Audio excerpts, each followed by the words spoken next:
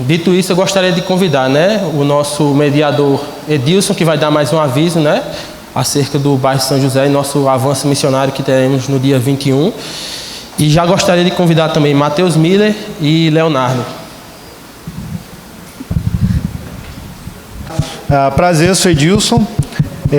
Eu vou estar enrolando aqui vocês hoje, só fazendo perguntas para o pessoal. E vai dar certo. A gente vai conversar um pouco hoje sobre dons. E... Tá na unção aí, meu irmão? Tá, velho? Porque uns são e outros não são, né? Tem graça não, né? Então bora pra cá.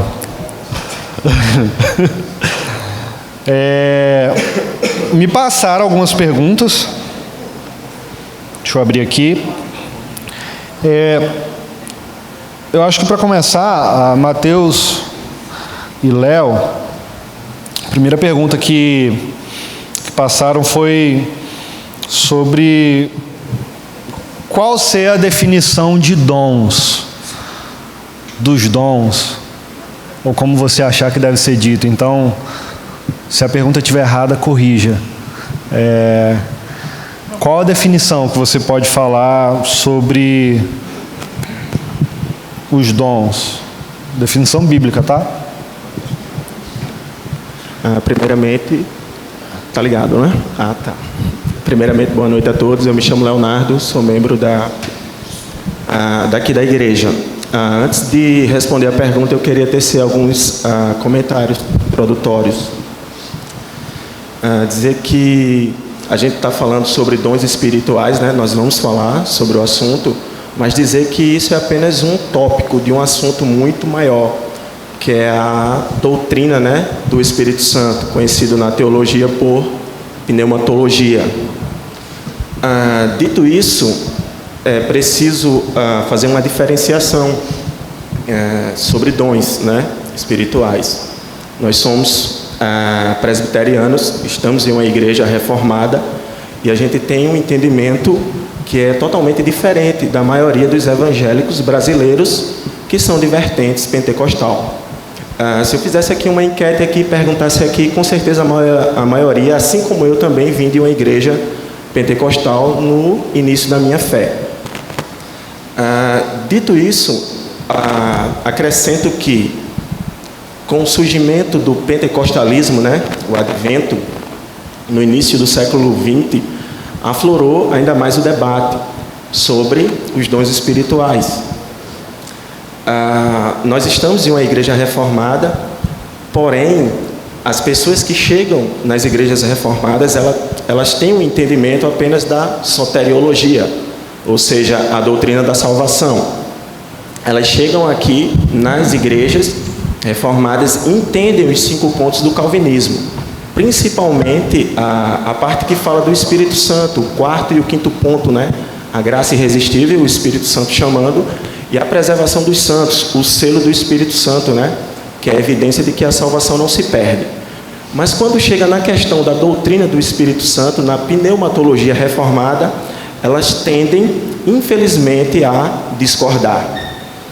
Então, aqui o meu foco hoje, nesta noite, é tentar responder, apresentar a pneumatologia reformada, um entendimento reformado sobre a doutrina do Espírito Santo. E respondendo a pergunta, Edilson, o que seriam os dons espirituais, né? Eu diria o seguinte, que os dons espirituais é a capacidade dada pelo Espírito Santo para capacitar os cristãos no ministério da igreja, para a edificação do corpo. Quer acrescentar, Matheus? Alguma coisa? Pode ser? Irmãos, boa noite. Eu não estou com coronavírus, tá? Para todo mundo ficar tranquilo.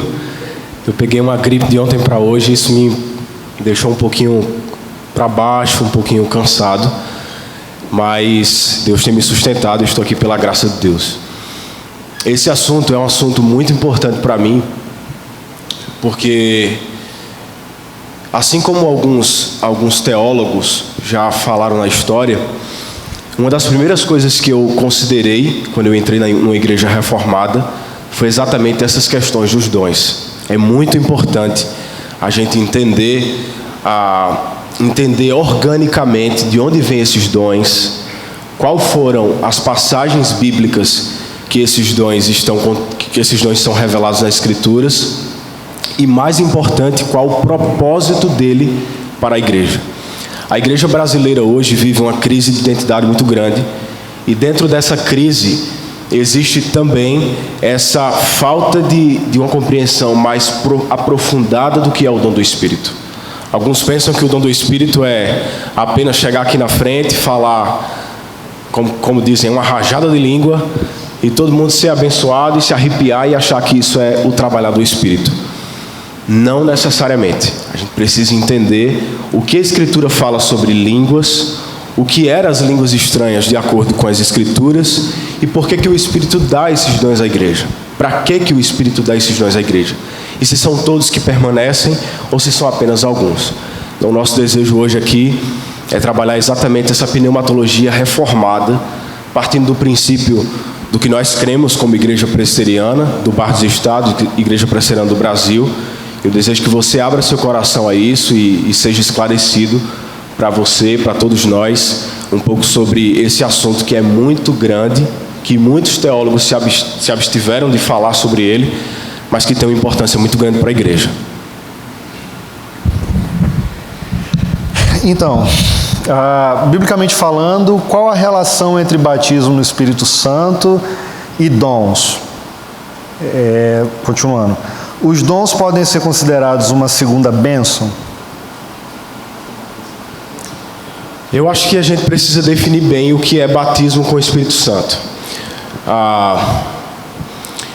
Alguns pentecostais, eles consideram que ao ser convertidos, alguns crentes eles não são batizados com o Espírito Santo. Para que você entenda mais, o movimento pentecostal surgiu na Europa há muito tempo atrás, na Rua Azusa. Isso reverberou de um modo muito grande devido à grande necessidade que se tinha acerca dessas doutrinas do Espírito. Eu acho que a gente precisa ser sincero e falar que alguns reformados na história não falaram sobre essa doutrina, e isso deu abertura para que muitos pentecostais, entusiastas, ou seja, outros teólogos que não seguiam a doutrina reformada, acabaram dando respostas de acordo com as suas perspectivas acerca do que era a doutrina do Espírito Santo. Alguns pentecostais, eles acreditam que ao você se converter, pode ser que você seja batizado com o Espírito Santo, pode ser que você já receba ali o dom de línguas, e isso é importante destacar, porque eles acreditam que o batismo com o Espírito Santo está atrelado intrinsecamente ao falar em línguas estranhas, e outros cristãos não. Então eles consideram que se você é convertido, mas você não fala em línguas estranhas, alguns deles consideram que você não foi batizado, que você ainda está experimentando a primeira bênção. Depois disso, conforme a graça de Deus vai sendo trabalhada no seu coração, conforme a busca, como dizia John Wesley, a busca pela perfeição, a busca pela santificação, o Espírito Santo derrama aí uma segunda bênção. E aí nós percebemos que, na perspectiva deles, há algo bem parecido com Atos capítulo 2. E isso eu vou precisar refutar, porque Atos capítulo 2 tem muito a ver com missões, tem muito a ver com cristãos cheios da palavra de Deus e entusiasmado pelo Espírito a pregar o Evangelho, do que necessariamente manifestações espirituais extraordinárias. E eles fazem esse embasamento exatamente em Atos 2. Eu acho que a gente precisa considerar muito bem isso para entender melhor o que é o batismo com o Espírito Santo. João vai dizer que virá aquele que vos batizará com o Espírito Santo e com fogo. Eu não acredito particularmente que esse fogo falado em João é referente a um fogo que queima e que dá poder espiritual. Sempre que o Novo Testamento fala de fogo, ou o Antigo Testamento fala sempre de juízo, de derramamento de juízo da parte de Deus. Então ali se trataria em duas perspectivas, a gente pode entender em duas perspectivas esse texto. A primeira, o fogo como sendo o batismo com fogo, ou seja, um batismo poderoso, de acordo com alguns pentecostais, alguns entusiastas. Ou a gente pode entender ali o batismo com o Espírito Santo ou com fogo. Já muda totalmente o sentido do texto. Eu particularmente fico com essa segunda linha, de que há dois tipos de batismo: o batismo da salvação e aqueles que serão batizados para o inferno, aqueles que serão selados com fogo. Aqueles que serão selados com fogo para o inferno. Eu particularmente creio nessa doutrina e eu acho que a doutrina reformada tem muito a falar sobre isso. Só acrescentaria o seguinte, né?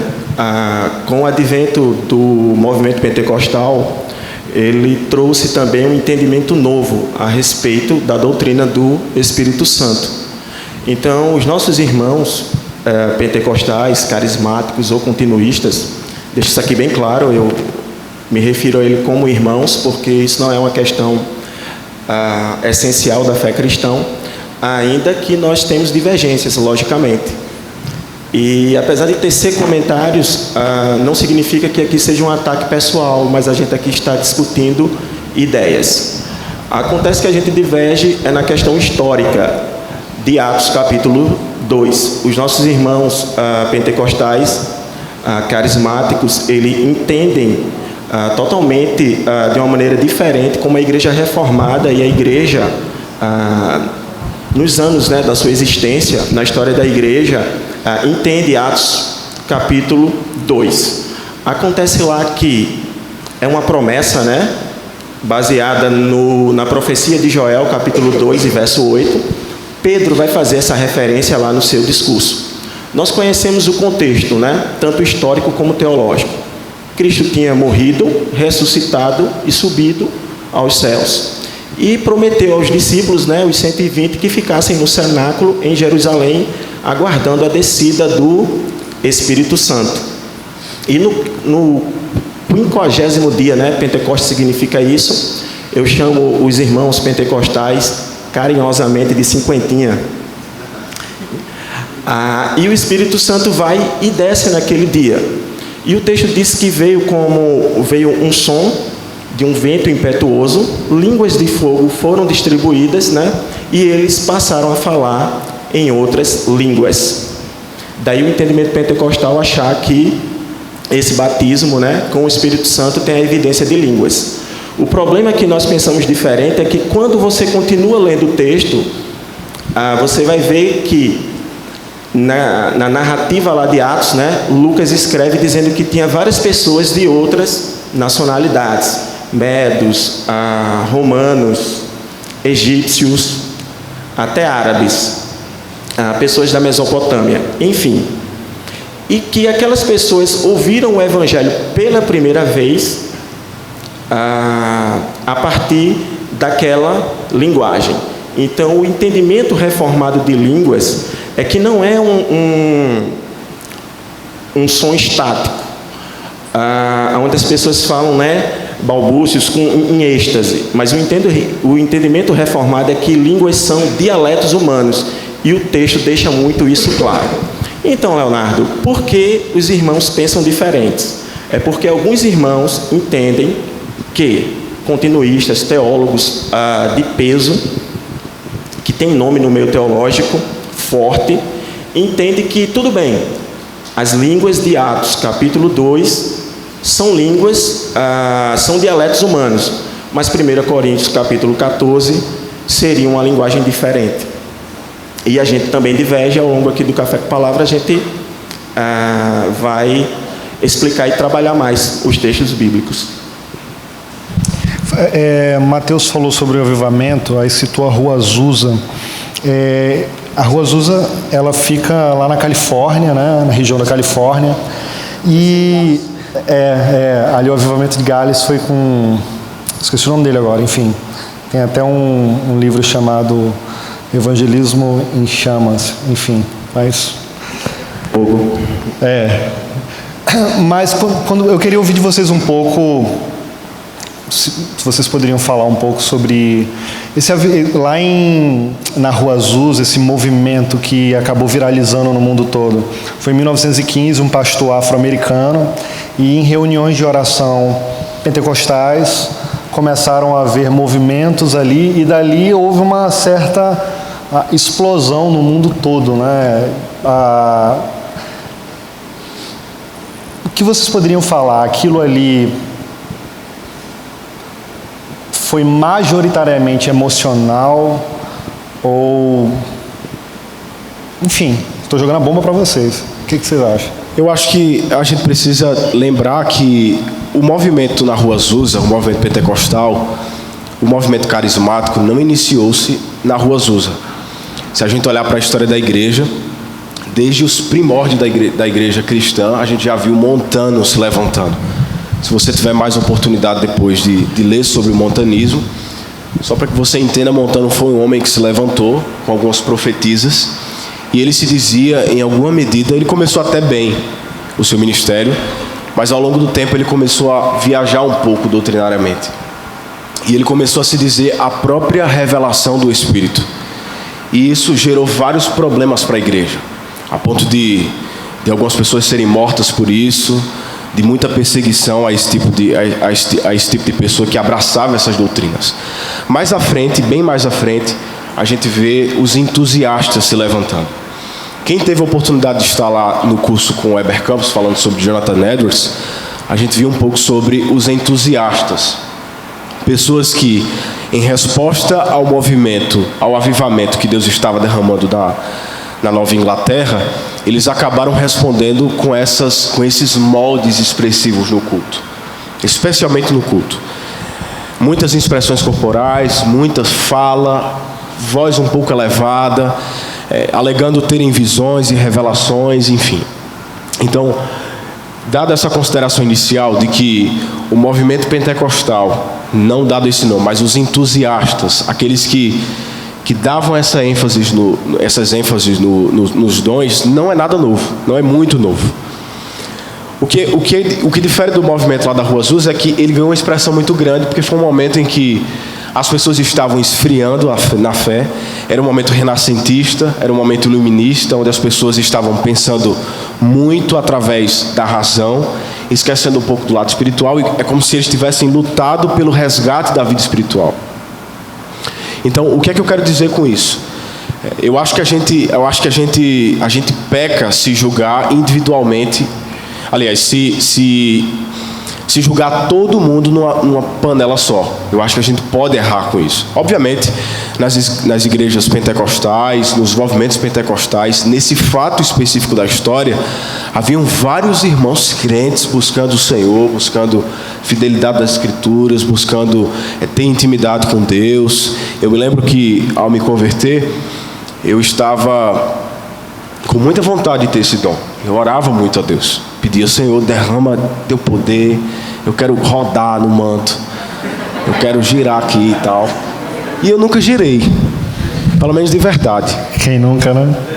E aí, tudo se identificando. Até que uma vez um pregador disse que algumas pessoas da minha família são presbiterianos. E aí ele disse, eu sei o que é. Tem um espírito mau cessando essa parte da sua vida. Você não está conseguindo progredir porque tem gente da sua família presbiteriana. Olha que coisa louca.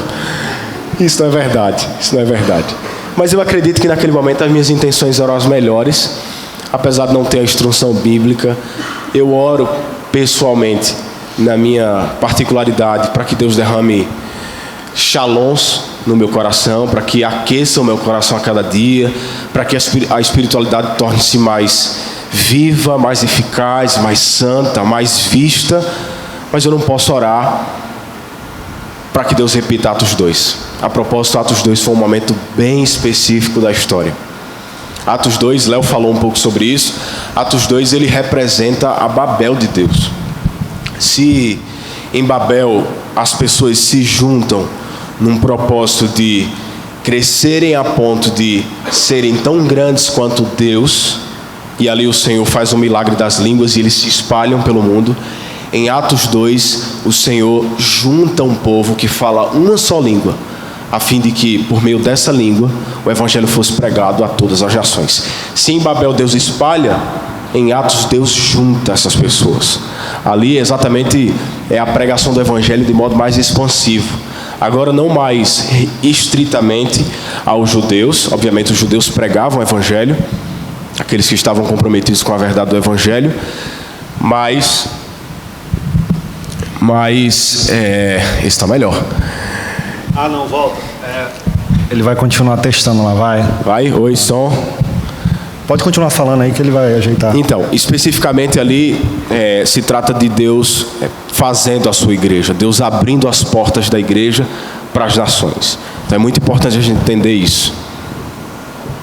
Não aumenta não, esse microfone aqui não. Sou presbiteriano, quero falar num tom bem reformado. Eu acrescentaria... Estou indireta, tá? Aquilo que o nosso irmão falou. Eu, particularmente, fui de uma igreja batista pentecostal no início da minha fé, mas eu não era do fogo, não. E muito pelo contrário, os irmãos olhavam para mim, tu está no lugar errado. Eu disse, por quê? Ele disse, rapaz, tu é muito seco, cara. Mas eu tentei também falar línguas, mas eu disse assim, só se for de verdade, para ficar nesse simulacro não, porque eu via muito simulacro. Aí eu disse, não, se for de verdade. Mas na prática eu falei e não saiu nada. Eu digo, isso não existe não. Estudando mais as escrituras, via que isso era um erro na base. O problema é que quando você erra na base, na teoria, isso vai também acarretar em práticas erradas. Eu acho que os nossos irmãos, por causa do entendimento dele errôneo de Atos, capítulo 2, infelizmente acarreta em erros, e o que a gente vê, apesar do crescimento pentecostal, isso é inegável, né? Nenhum historiador sério da igreja vai negar o crescimento, mas junto com ele também veio uma série de problemas, uma série de erros e equívocos que impõem, né, a necessidade de estudos mais sérios e de correções francas sobre esse movimento. Só para concluir esse ponto de avivamento, quando você olha para, por exemplo, o século XVIII, né, 1723, você começa a ver aquela onda de avivamento entre os moravianos, e você fala sobre a maior corrente de oração ininterrupta que já ocorreu na história, que foram 100 anos de oração dentro desse movimento moraviano. Quando você olha a história das missões, é interessante isso. Você não ouve relatos de moveres sobrenaturais exacerbados como a gente está acostumado nos dias de hoje, né? Ver dentro, com todo respeito, lógico, com todo respeito mesmo, dentro de alguns meios pentecostais, neopentecostais, enfim.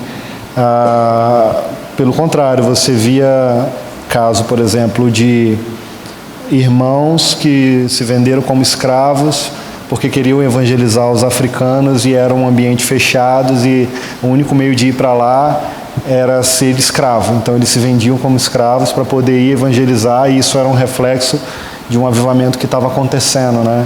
O conceito de avivamento está um pouquinho deturpado hoje em dia, não está não? O problema é que algumas igrejas hoje entendem que por fazer alguma coisa o Espírito tem a obrigação de derramar o seu poder. E os avivamentos históricos que a gente já viu, por exemplo, os moravianos, eram avivamentos derramados sobre pecadores, sobre pessoas que talvez não estavam nem muito preocupadas com isso. Eram igrejas simples, igrejas que tinham a simplicidade do culto, uma pregação verdadeiramente genuína, expositiva, comprometida com as doutrinas saudáveis do Evangelho.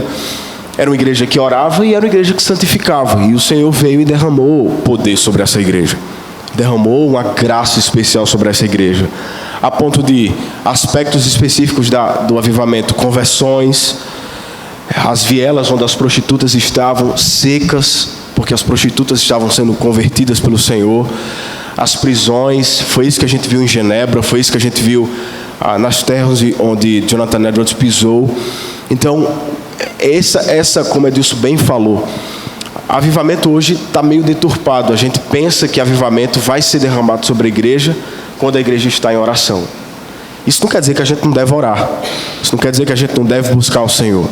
Mas é muito importante a gente entender que é o Espírito Santo que é livre para derramar o seu poder e a sua graça como Ele quer, independente do que nós fazemos. Aí está a meritocracia do avivamento. o mérito está 100% no Espírito e não em nós. Eu acrescento o seguinte, né? O grande erro também dos nossos irmãos, né? Pensarem que a gente vive hoje um avivamento em termos numéricos. Só que quando a gente estuda a história dos avivamentos, a gente percebe uma coisa: não existe apenas mudança na igreja, mas mudança também na sociedade. Aí o pessoal vai lá e fala: o Brasil tem tantos milhões de evangélicos, mas a gente não vê isso na prática em mudanças, né, concretas na sociedade. Quando a gente, repito, quando a gente estuda a história dos avivamentos, a gente vê que era um movimento de dentro para fora. Legal. Deixa eu ler aqui uma outra pergunta. Olha só. Falar em línguas e profetizar aparecem no texto de 1 Coríntios 12, 13 e 14. O que são esses dons? Manda brasa. Ok, deixa eu falar primeiro sobre o dom de línguas, né? O dom de línguas é o seguinte: no entendimento reformado, como eu já falei aqui em Atos capítulo 2, eles são dialetos humanos. O texto bíblico lá é muito claro. Só que alguns teólogos, eles entendem que essas línguas diferem de 1 Coríntios capítulo 14. E aqui eu apelo para uma autoridade, né, que entende de grego, que não é o meu caso. Mas eu cito aqui o anglicano John Stott. Ele tem um livro chamado Batismo e Plenitude no Espírito Santo. E ele fala que a mesma palavra que é usada em Atos capítulo 2 é a mesma palavra também usada em 1 Coríntios 14, que é a palavra glossa. E que ela só tem somente 2 significados, que é um idioma e o outro, o órgão de dentro da boca, né? Aqui é a nossa língua. Então, línguas na Bíblia é algo interessante, porque quando se faz referência lá, a primeira coisa que fala lá em Atos, Lucas deixa claro que o revestimento do poder, o batismo com o Espírito Santo, era para equipar ali os discípulos, né, no caso os 120, para pregar o Evangelho ao redor do mundo. O irmão Mateus aqui deixou claro, né, que Atos capítulo 2, né, é uma reversão lá de Babel, da confusão que teve lá, né, em Gênesis, no capítulo 11. Então, quando você vai para 1 Coríntios capítulo 14, eles vão apelar lá, o texto lá, Paulo fala que quem fala de línguas para si mesmo, quem fala línguas, né, edifica a si mesmo e fala em mistérios com Deus. Daí, o termo mistérios, né, ele entende como esse balbúcio, né, essa linguagem estática. O problema é o seguinte, é que Paulo já define mistério também nessa carta aos Coríntios. E o que seria mistério lá? Diz o texto bíblico lá que mistério, no Novo Testamento, diferente das religiões, né, místicas, né, da época do apóstolo, né, que dizia que era um segredo, né, algo que não tinha sido revelado. Mas o conceito de mistério no Novo Testamento é, pelo contrário, é algo revelado. E Paulo disse que era a obra do Filho, de Cristo sendo morto, crucificado e ressurreto. É isso que a Bíblia fala de mistério. E era isso que não tinha sido revelado aos irmãos do Antigo Testamento. Então, quando Cristo vem, né, entra no cenário da história, né, na plenitude dos tempos, como Paulo fala lá em Gálatas, ele começa o quê? A revelar o plano divino, que toda aquela tipologia lá do Antigo Testamento, tudo ali, as profecias culminavam e apontavam para ele. Então, Paulo, nessa mesma carta, já diz o que é mistério. Em Atos também, capítulo 2, quando eles falam em línguas, é interessante. Mesmo ele falando em idiomas que eles não tinham aprendido, porque o significado de línguas, o dom de línguas na Bíblia, é a capacidade dada pelo Espírito Santo para que uma pessoa fale no idioma, mas falar o quê? O texto em Atos diz as grandezas de Deus, e um idioma que não foi aprendido pelo orador. Então, quando você faz a junção de Atos 2 e 1 Coríntios 14, fica claro que o dom de línguas ainda continua sendo um significado só, dialetos humanos. Há uma visão, licença Edilson, há uma visão também importante dessa explicação desse texto, dentro dos cessacionistas também, é que Paulo está sendo irônico ali. A literatura paulina, ela tem disso. Paulo, em alguns momentos, ele é irônico. Percebe em Romanos quando Paulo diz: acaso a gente vai pecar demais porque a graça é muito grande? Isso é ironia. Isso é ironia no texto grego original. Então, alguns teólogos, eles assumem, Iago Martins, que eu acho que a turma deve seguir, a maioria deve já ter ouvido alguma coisa, ele gosta mais dessa perspectiva de que Paulo está sendo irônico. Isso também testifica de que aquelas línguas ali têm mais a ver com Atos do que uma língua que estava sendo criada, uma má execução dos dons. Se você perceber, a crise ali em 1 Coríntios e 2 Coríntios é acerca da administração dos dons no culto. Havia esse problema muito grande. Eles não estavam sabendo usar, se falavam, não tinha intérprete. Havia também problemas na ordem do culto, e Paulo tinha esse desejo de regulamentar esses dons, para que não fosse tropeço para alguns, ou até para os ímpios que chegariam à igreja e ouvissem o cara falando nada com nada lá e dizer: o que é isso? Então Paulo está tentando regulamentar essa questão dos dons, para que a igreja não seja tropeço para ela mesma. Então há a posição de que Paulo está dizendo: quem fala em línguas, fala em mistério, fala mistério para você mesmo. É basicamente isso. Então é importante a gente considerar isso também, sendo que é uma crítica e não uma exortação. Cabeça, que horas é o intervalo? Só para... Não, acabou ainda não. Só para saber, para não puxar demais, entendeu?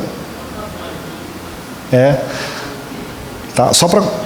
Pegando o gancho que vocês estão falando, batismo com o Espírito Santo ou batismo no Espírito Santo? Essa pergunta aqui está muito relacionada ao pensamento de Stott e Lloyd Jones. Os dois são reformados.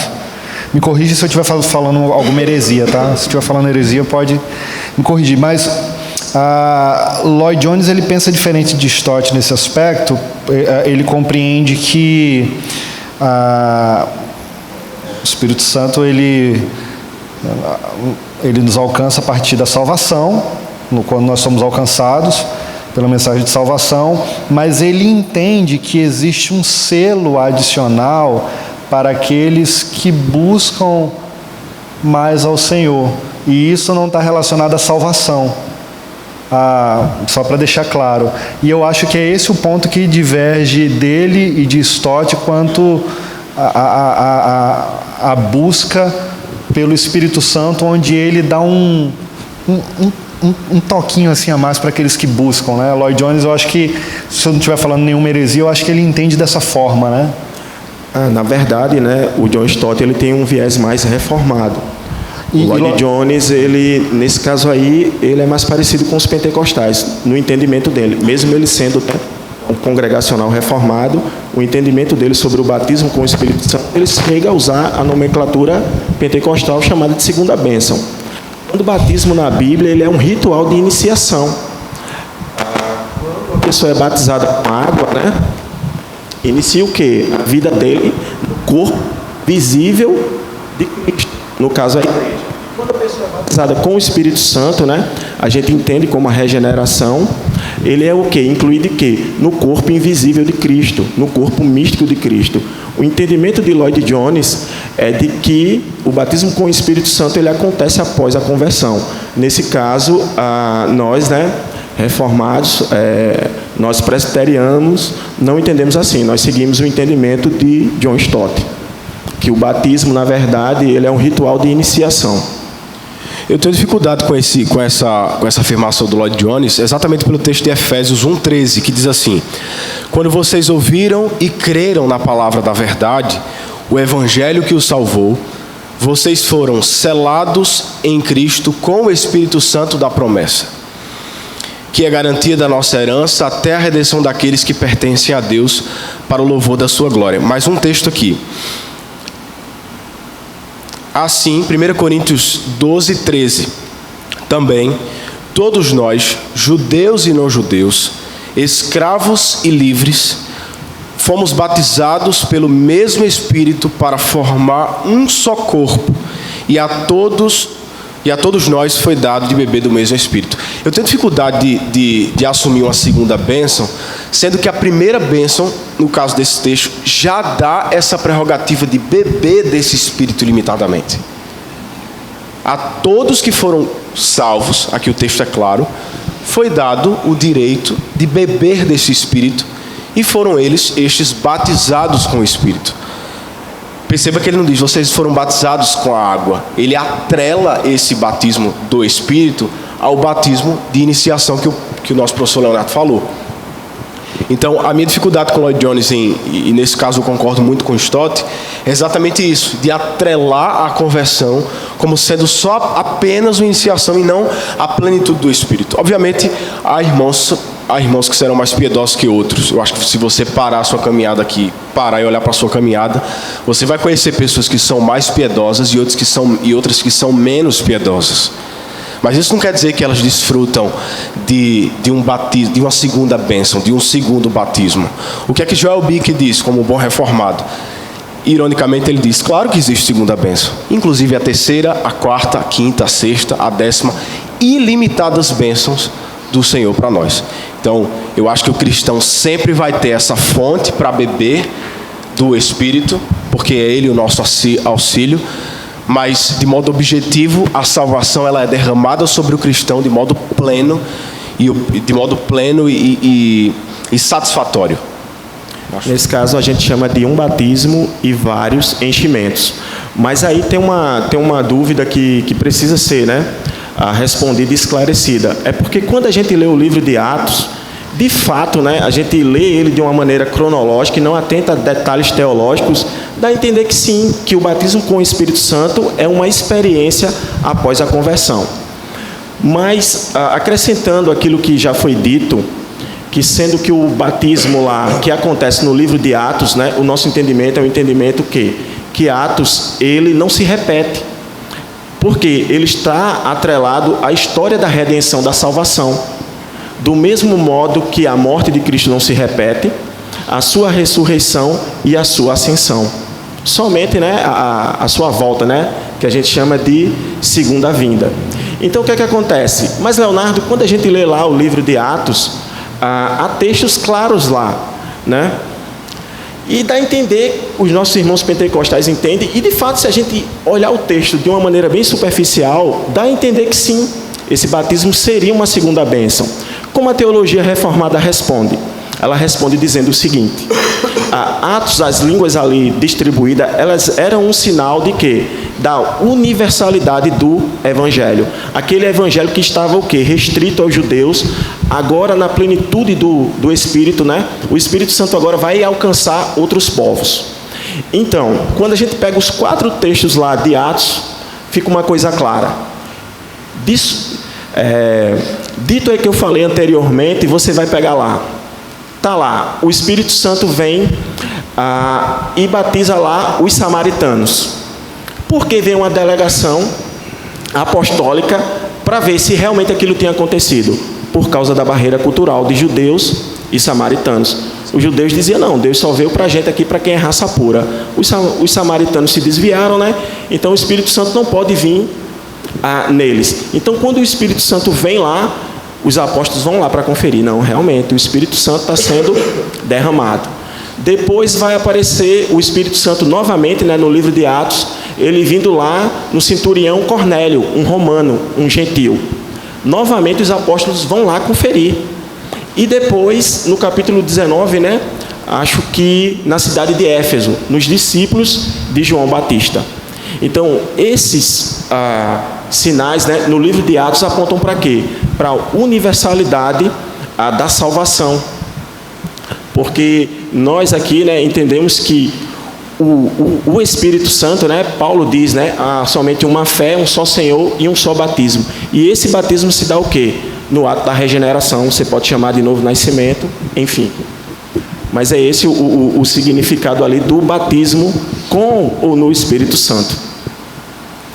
Dito isso, só acrescenta, Dilson, o seguinte: nós acreditamos no batismo com o Espírito Santo, sendo a primeira bênção, mas nós acreditamos em vários enchimentos ao longo da jornada cristã.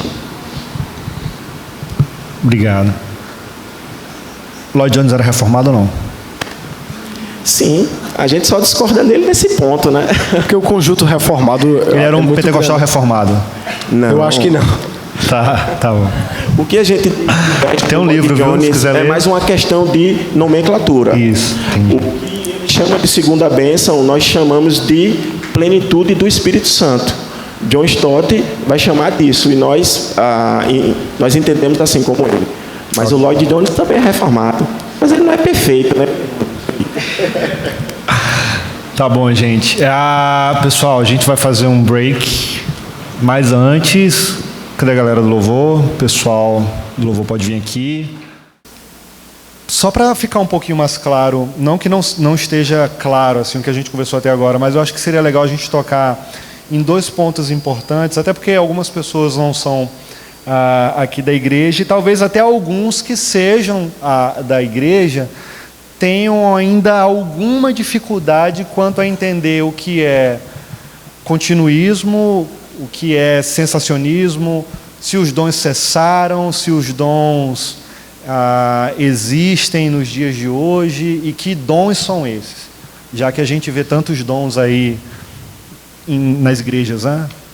Ok, né? Então vamos aqui para o campo da experiência. Imagina você em uma igreja presbiteriana falando que não é do fogo, mas queimando, como eu estou aqui, cheio de calor. É Deus confrontando, irmão. É uma dificuldade, né?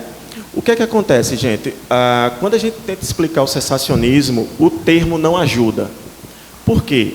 Em todo debate teológico, geralmente é o oponente que dá o nome ao adversário, e não o proponente da visão. Então, quando a gente fala, por exemplo, nós somos amilenistas, cunharam esse nome, né? Para dizer, olha, esse pessoal não acredita em milênio. O que não é verdade. O que a gente não acredita é em um milênio literal. Mas a dificuldade também está no nome cessacionista. Por quê?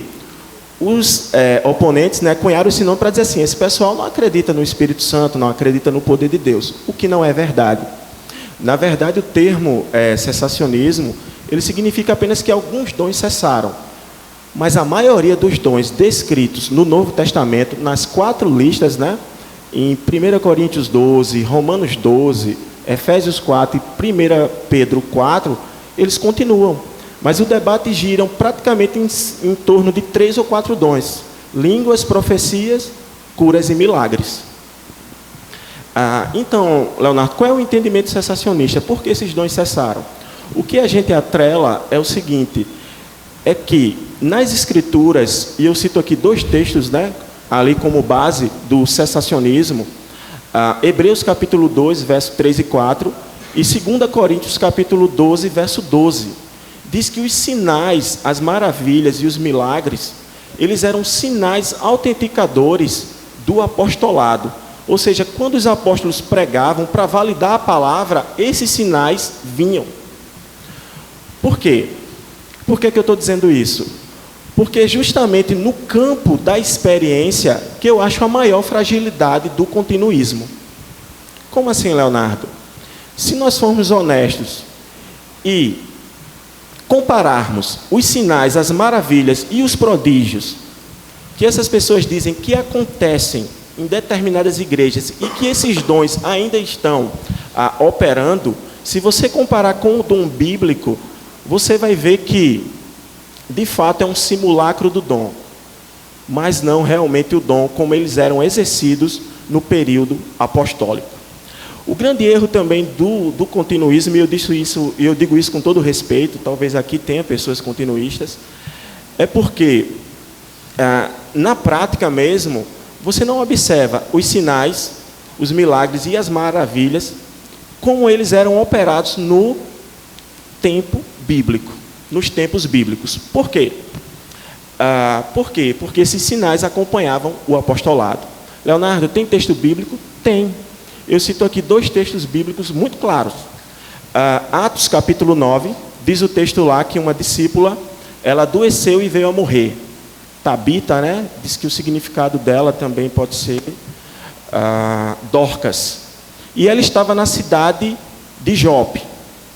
Diz o texto lá que os apóstolos, aliás, os discípulos lá, ficaram sabendo que Pedro estava em uma cidade vizinha, chamada Lida. Veja bem, os nossos irmãos continuistas, eles vão dizer assim, não, para ser a igreja verdadeira, teria que ser a igreja como Atos dos Apóstolos. Mas eu estou citando um texto de Atos. E é impressionante, porque eles sabem que Pedro está numa cidade vizinha e não tinha ninguém para ressuscitar aquela mulher. E eles vão buscar Pedro, e Pedro ressuscita. Qual é o meu ponto aqui? Se qualquer pessoa fizesse milagre na igreja primitiva ali, não tinha necessidade deles irem buscar Pedro. Da mesma coisa em Atos capítulo 20, diz lá o texto que Paulo pregava. E um garoto lá, estava lá, aparece em uma janela lá alta, dormiu, tropeçou lá, caiu e morreu. Deve ter quebrado lá o pescoço. O texto não diz isso, mas diz que ele morreu. Tinha muitas pessoas lá ouvindo Paulo, mas só Paulo pôde ir lá ressuscitar. Então imagina aí, aqui, você pode até dormir aqui eu falando, mas sabe de uma coisa, eu não vou ressuscitar você. A gente vai chorar, vai lhe enterrar, você vai para a glória. Por que eu estou dizendo isso? Porque os milagres estavam atrelados à pessoa dos apóstolos. Então, uma vez que eles morreram e eles não têm sucessores, os dons também cessaram. Essa aqui é a premissa, né, do cessacionismo. Falar sobre cessacionismo, muitas vezes, por causa da nomenclatura que nos é dada, parece que nós somos anti-sobrenaturalistas. Parece que a gente não acredita no mover, no poder, nas curas, nos milagres que Deus pode fazer até hoje. Nós acreditamos que Deus é livre. Calvino, que foi um teólogo que se deteve a escrever sobre isso, sobre o Espírito, a ponto de ser considerado Calvino o teólogo do Espírito Santo, ele falava que o Espírito Santo era livre e que ele pode fazer o que ele quiser. Mas hoje, de acordo com a Escritura e a visão cessacionista da coisa, a gente percebe que esses milagres, essas coisas sobrenaturais estão mais parecidas com Tiago, que é: chame os presbíteros, unja-os com óleo e a oração da fé curará o doente, do que Atos. Hoje a gente acredita que houve essa mudança. Michael Horton, que é considerado por alguns o Calvino do século XXI, ele falou que não gostava dessa nomenclatura, de ser chamado de cessacionista, dá a entender que ele nem é crente, se ele acreditar que todos os dons cessaram. Como pode a igreja viver sem a profecia da Escritura, sem a pregação da palavra? Mas ele diz: eu gosto de ser chamado de pós-apostólico. Eu acredito que os dons estavam atrelados ao ministério apostólico, a fim de que os atos apostólicos e as mensagens apostólicas estivessem sendo fundamentadas como sempre Deus fez, e assim por diante. Tá, gente, olha só. Júlio, bota aí por favor de novo.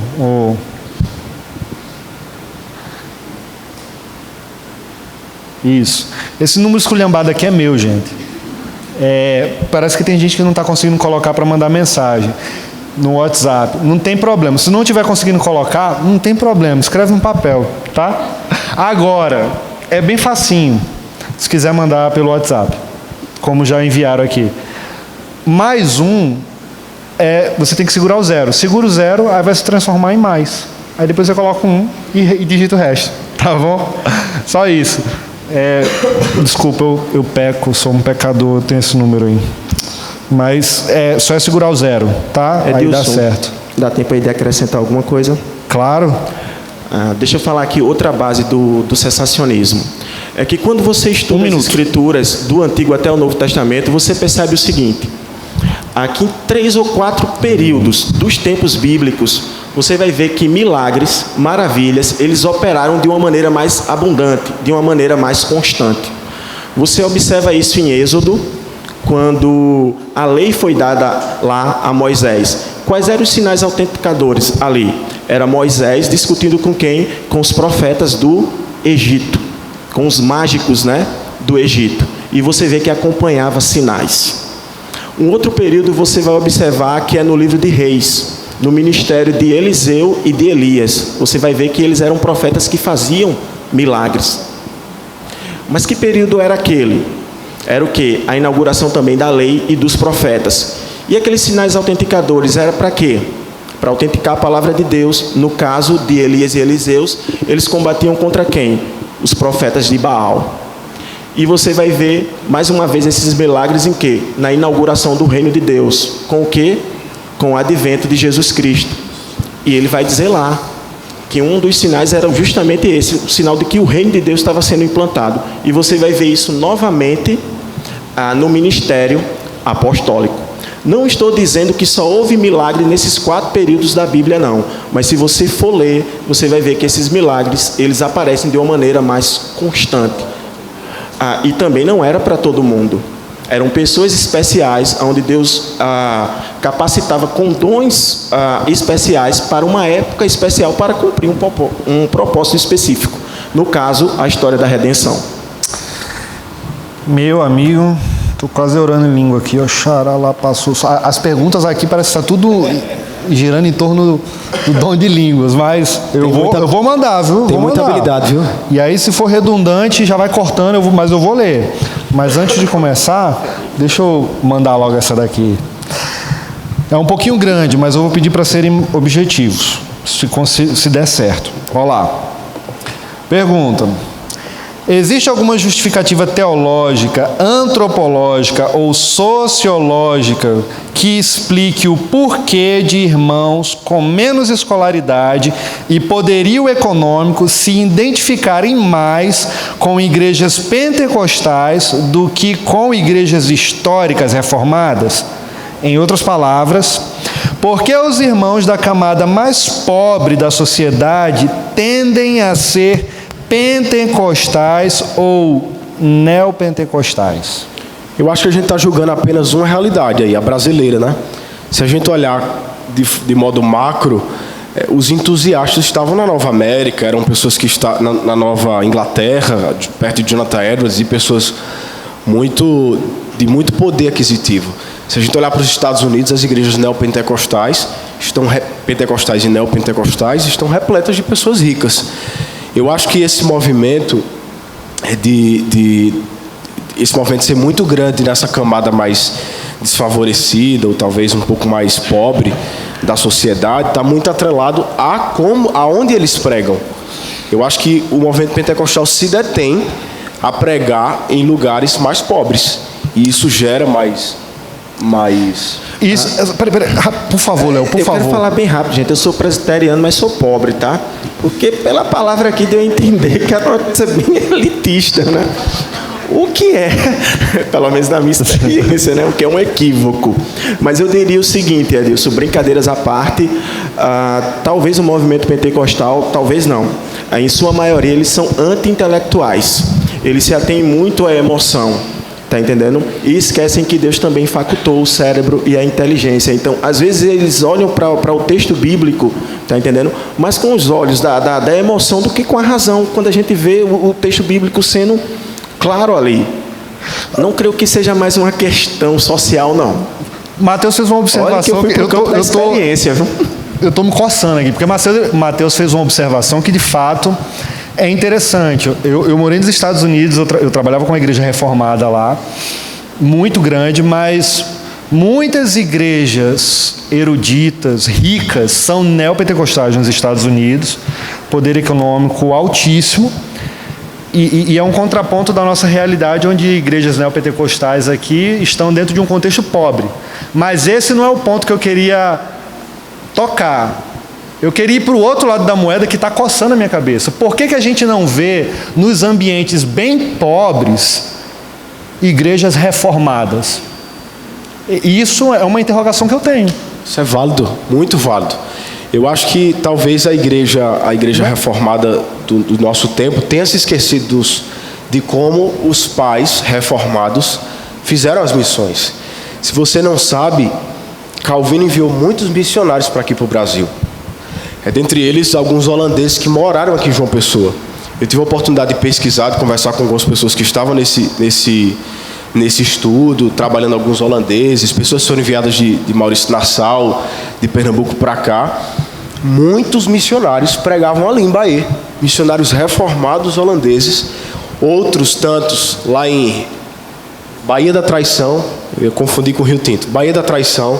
Então eu acho que se a gente olhar para os nossos pais reformados, a gente não vai olhar muito para, poxa, eu vou pregar aqui, sei lá, no lugar mais favorecido para que seja o centro urbano de envio para outros lugares. Isso, na maioria das vezes, isso é mentira, isso é mais coisa de missionário que quer conforto. do que necessariamente uma preocupação paulina.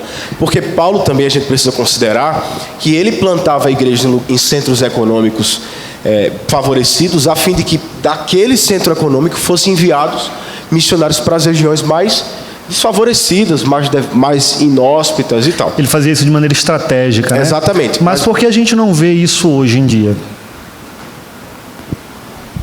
Eu acho que porque a igreja, exatamente como eu estava falando, a igreja se esqueceu dos nossos pais. Nós esquecemos dos reformados, nós esquecemos do grande escritor do Novo Testamento, que foi Paulo, o grande missionário do Novo Testamento. E isso acaba elitizando as coisas. Eu acho que é por aí. Mas a igreja, o ministério dela é multiforme. Leigos e cultos, brancos e negros, pobres e ricos. Sim. A gente não vai marginalizar nenhum grupo não, nenhuma classe não.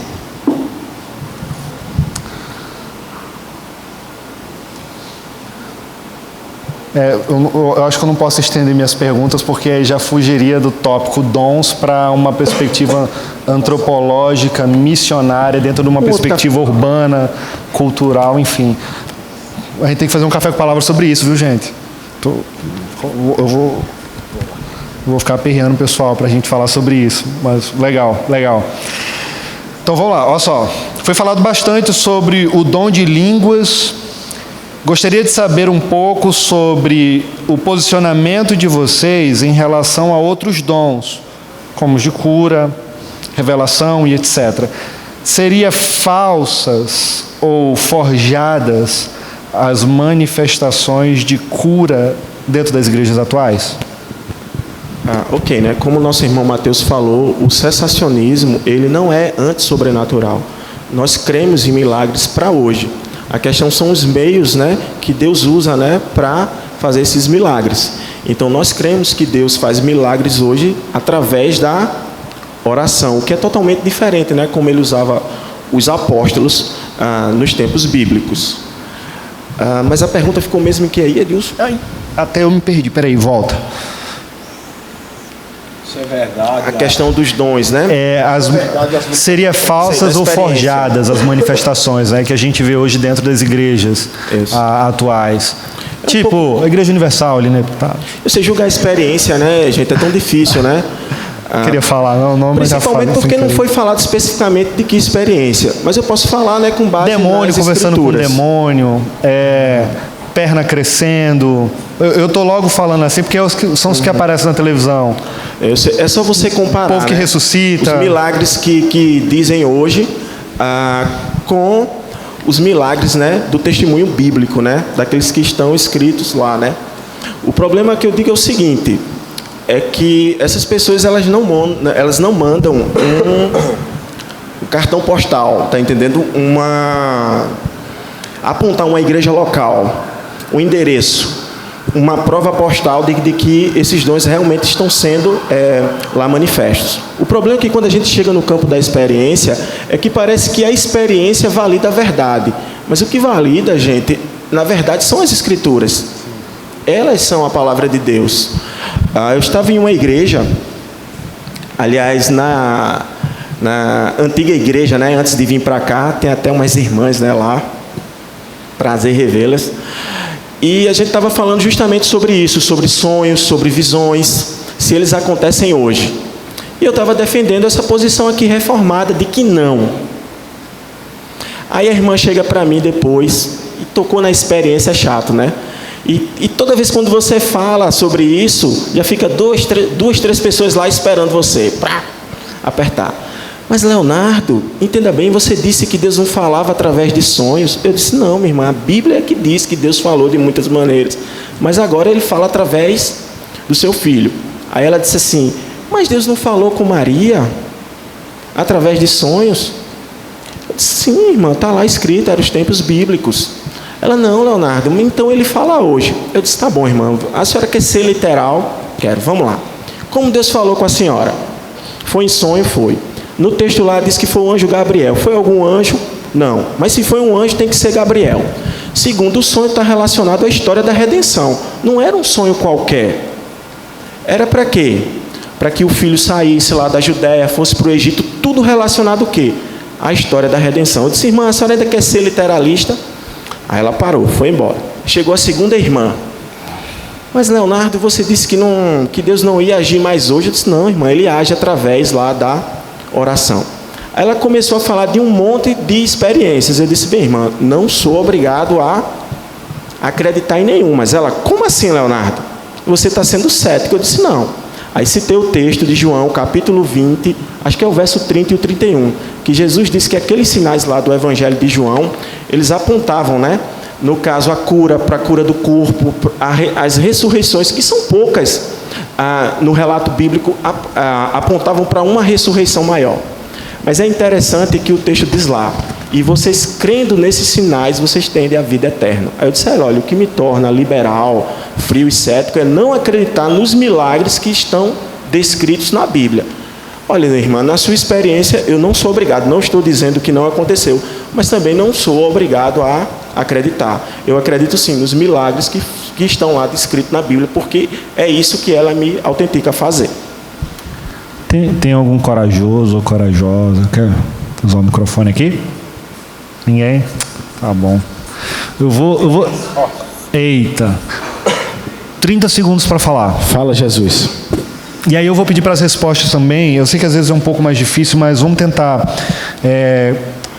ser objetivo, porque a gente tem várias perguntas aqui. Vamos ver se a gente consegue matar todas elas. Tá bom?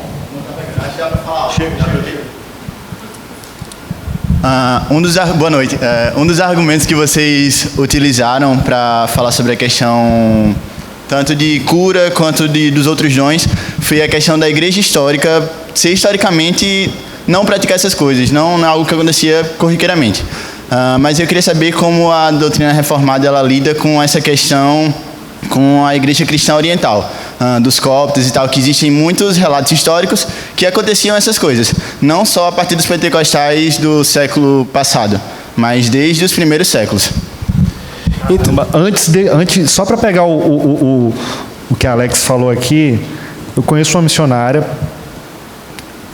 trabalha em país fechado, e um período que ela morou muitos anos entre os irmãos chineses, ela falou: olha, primeira vez que, isso numa reunião informal, a gente conversando, primeira vez que eu vi um morto ressuscitar, eu fiquei desesperada. Depois da quarta vez, eu já não fiquei mais. Ela não me disse com que frequência era isso, mas aí o ponto que ela falou ninguém ficava colocando nos holofotes esses acontecimentos. E uma coisa comum que me chamava a atenção quando algo sobrenatural acontecia é que eles adoravam a Deus de forma tão impressionante como eu nunca vi antes. E eles não podiam divulgar isso para ninguém, porque era uma igreja perseguida. Enfim, só para pegar o... Eu acho que a gente conhece aí, alguns de vocês devem conhecer, Ronaldo Lidório, que é um missionário presbiteriano. Ele já narrou inúmeros fatos dele presenciar esse tipo de milagre. Mais uma vez eu repito, o cessacionismo não diz que não existe milagre. Eu acredito piamente no que está acontecendo aí no Oriente Médio, nos cristãos perseguidos. Eu acredito que Jesus pode fazer isso. E Ele faz mesmo. Eu acho que a gente precisa pesar essa questão das experiências. Eu não tenho a obrigação de acreditar. Eu acredito, Mateus. Mas a gente não tem a obrigação de acreditar, porque ela não é canônica. Entendem? Então, eu acho que dentro do movimento do movimento cessacionista, do movimento reformado, há aqueles que são totalmente abstêmios daquilo no que se refere a revelações, a milagres, a prodígios e maravilhas que aconteçam. Esses são considerados cessacionistas radicais. Há aqueles cessacionistas mais moderados e há os devanescentistas. O que é isso? Quase que eu falei uma língua estranha aqui. O que é isso? O devanescentista, ele acredita que Deus derrama porções de cura, de milagres, de coisas sobrenaturais em determinados momentos da história, sem que seja atrelado à pessoa que faz, para que a pregação do Evangelho seja mais eficaz, ou vá com mais poder.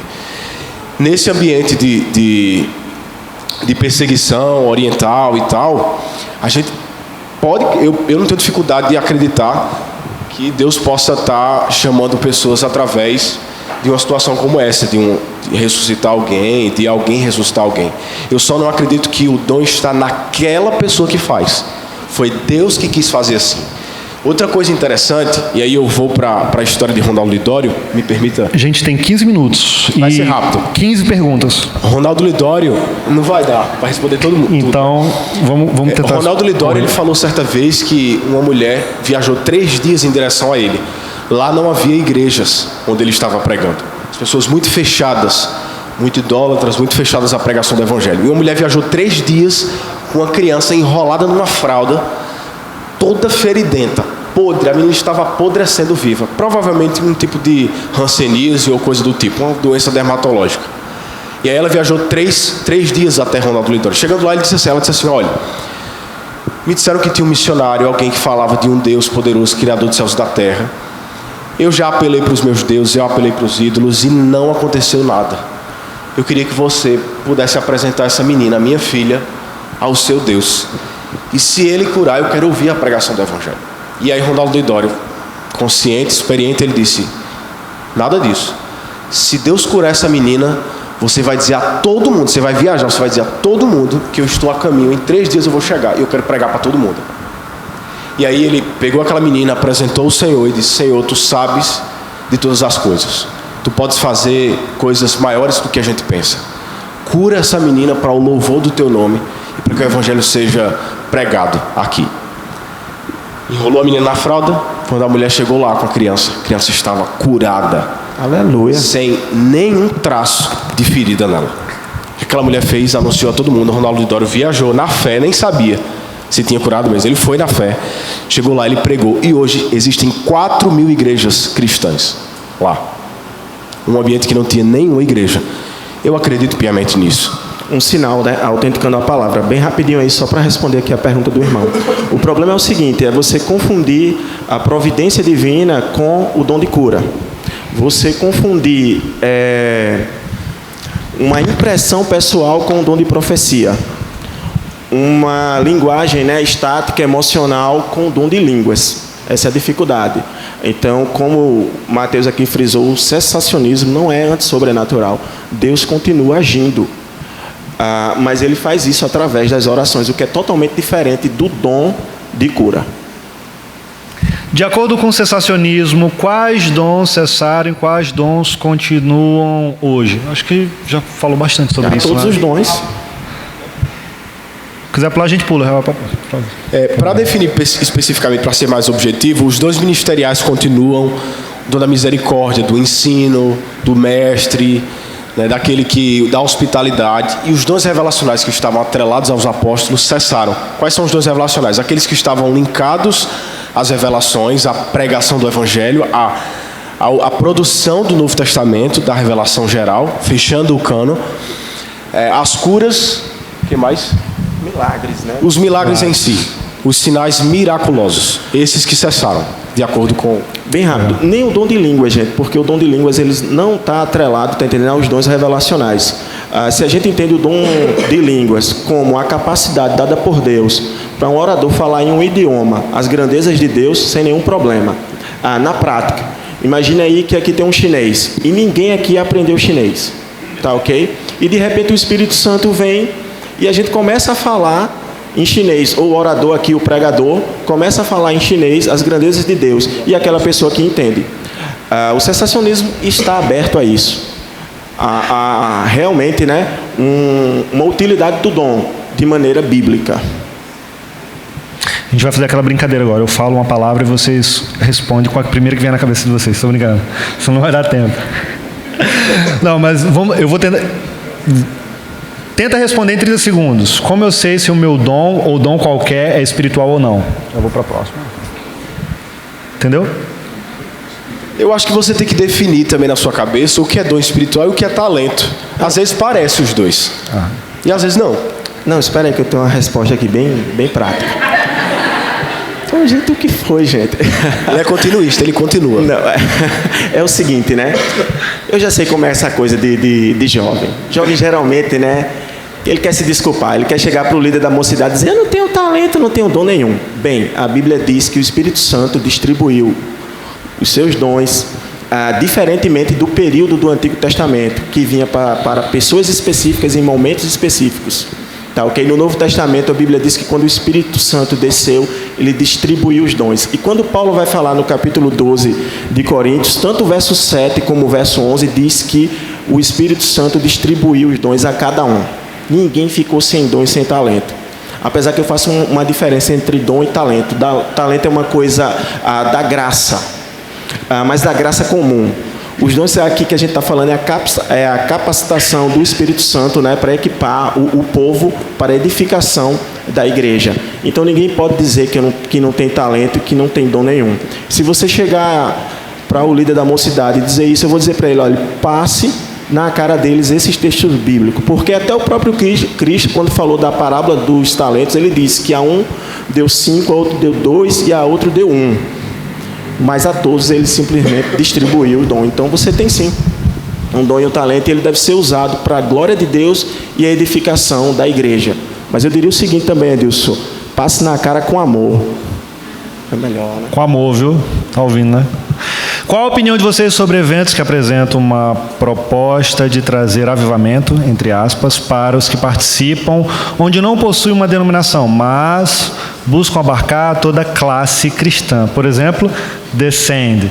Eu acho que a gente já falou um pouco sobre avivamento aqui, né? Se todo esse movimento denominacional clama para que a igreja se prostre aos pés do Senhor, desesperadamente buscando por um arrependimento, de mudança de mente, de coração, de atitudes, eu acredito que Deus, por graça e misericórdia, pode alcançar pecadores e mudar de dentro para fora. Então, se a gente olhar para uma perspectiva de avivamento, entendendo que o arrependimento possa vir como um vulcão em erupção e mudar tudo de dentro para fora, meu irmão, vá fazer. Faço só uma correção, Edilson. Isso aí é um Eu falei errado, foi? Isso é Perdão, aliás, totalmente. Isso é um entendimento pietista, que é algo de baixo para cima.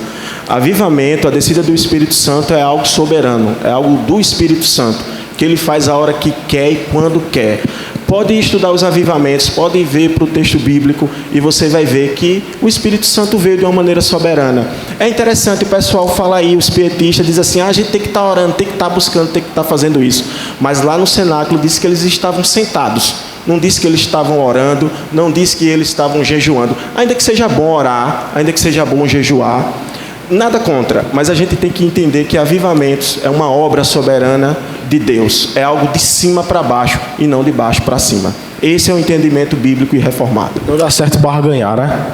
Não dá certo ficar tentando comprar a descida. Se Deus descer, dê graças a Ele. Tente influenciar o máximo de pessoas que você puder. Eu acho que a gente vive aqui com suas ressalvas, no Nordeste, no Brasil, uma grande ascensão reformada. Faz 30 anos que as institutas, apenas, se eu não me engano, que as institutas foram traduzidas. 30 anos, irmãos, que a doutrina, que o corpo da doutrina reformada, que as institutas de Calvino foram traduzidas. Ou seja, a gente está num movimento aqui muito novo e Deus está derramando graça. Talvez a gente não veja os frutos agora, mas é o Senhor que dá. Eu não duvido da sinceridade, Edilson, de ninguém. Mas a sinceridade, ela não valida movimento nenhum. O que valida é a Bíblia, a palavra de Deus. A pessoa pode ser muito sincera, mas pode estar muito enganada. Legal. Última pergunta. Se o dom de línguas se limita apenas a línguas existentes, no caso de Atos, que cada um ouvia na sua língua materna, por que Paulo fala para não falar em línguas sem interpretação? Se a pessoa alvo já entende a língua, por que interpretá-la? Pessoal, já encerraram as perguntas, tá? Bem rápido aqui. Só para... Aqui de tudo que eu falei, eu acrescento o seguinte, é que como o Mateus aqui explicou muito bem, a verdade é a gente lê o capítulo 14 de Coríntios e pensa que Paulo está exortando o povo a falar línguas. Mas se você estudar todo o contexto, você vai perceber uma coisa ali no texto. Tudo que Paulo está indo contra é simplesmente um culto incompreensível. Por isso que Mateus falou que eles estão usando lá, né, o recurso, o sarcasmo e a ironia. Quando fala lá em mistérios, ok, mas você vai ver lá que no contexto Paulo está dizendo assim, toda a argumentação de Paulo é para dizer assim, olha, profetizar é superior, línguas só é igual se tiver o quê? A interpretação. Para quê? Para que se torne compreensível e todo o povo seja edificado. E não somente o indivíduo, porque esses dons são dados para quê? Para edificação da igreja. Como o Léo falou, não dá para a gente ficar pensando o texto de Corinto à luz de Atos. Não dá. Eu acredito que ali Paulo está sendo irônico. Eu tenho mais essa tendência a acreditar que Paulo está se utilizando de ironia para exortar aqueles irmãos. E eu não vejo nenhum problema Paulo dizer assim: vocês estão falando o que aí? Vocês não estão traduzindo, vocês não estão falando uma língua entendível, inteligível. O que é que vocês estão falando aí no culto? Vocês não estão falando das maravilhas de Deus? E aí muda totalmente quando Paulo fala, né? Quem fala em línguas não fala homem, mas é Deus que entende e revela mistérios. É por isso que eu acredito que Paulo está sendo irônico. Eu acredito que Paulo está sendo ali sarcástico com aqueles irmãos, dizendo assim: vocês estão pensando em quê aí? O culto precisa ser acessível e tudo mais. Eu acho que é por aí o caminho. Mateus, obrigado. Léo, obrigado também. Gente, vamos ficar de pé. Falando rápido, parece que está fugindo, né? É porque o tempo já acabou, a gente vai ter um coffee break lá atrás. Vamos orar agradecendo a Deus. Obrigado vocês que vieram, visitaram aqui a IPBE hoje, tá?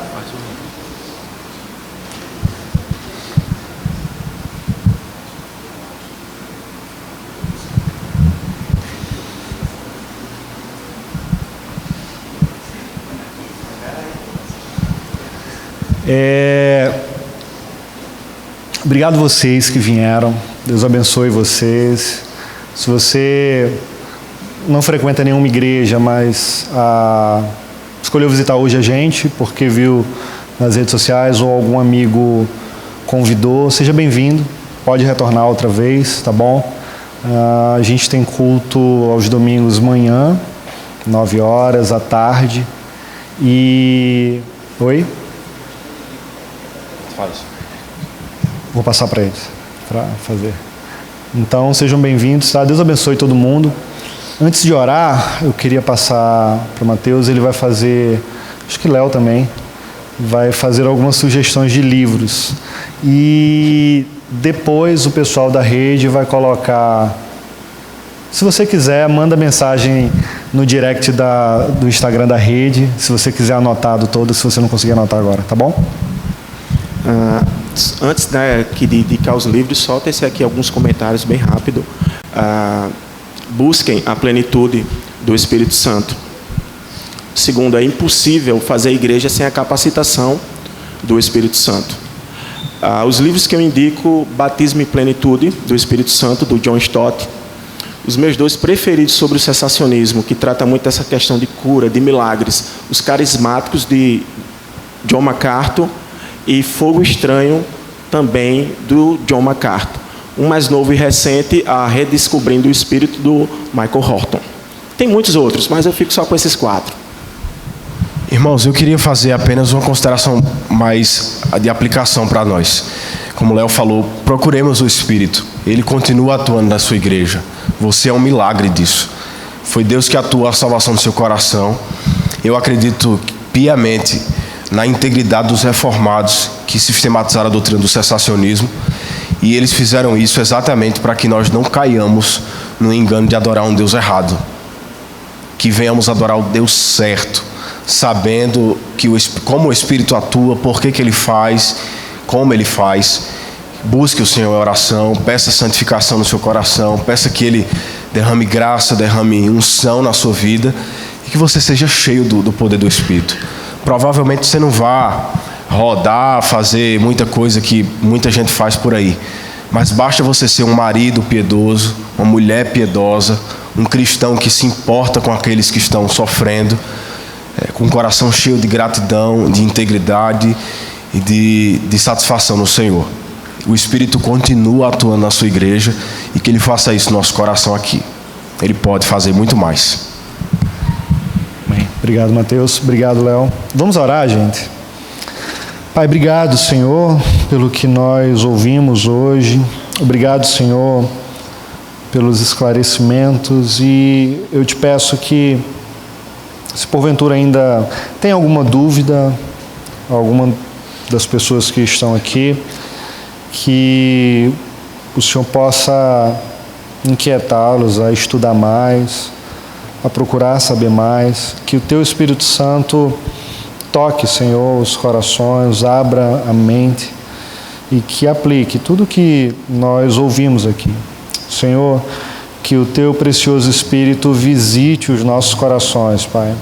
Como o Léo aplicou muito bem, Senhor, na verdade não é de baixo para cima, é Tu, Senhor, que vem ao encontro de nós, porque de fato, por conta do pecado, Senhor, fomos afastados de Ti e por vontade própria nós não conseguimos ir ao Teu encontro, se Tu não vier ao nosso encontro. Então, esse é o meu clamor, que o Teu precioso Espírito venha aos nossos corações, na nossa mente, nas áreas das nossas vidas que precisam ser tocadas, avivadas e literalmente preenchidas por Ti, Pai. Essa é minha oração, te agradecendo pelo que o Senhor tem feito no meio da Tua igreja, pelo que o Senhor tem feito no nosso meio. Muito obrigado, Pai.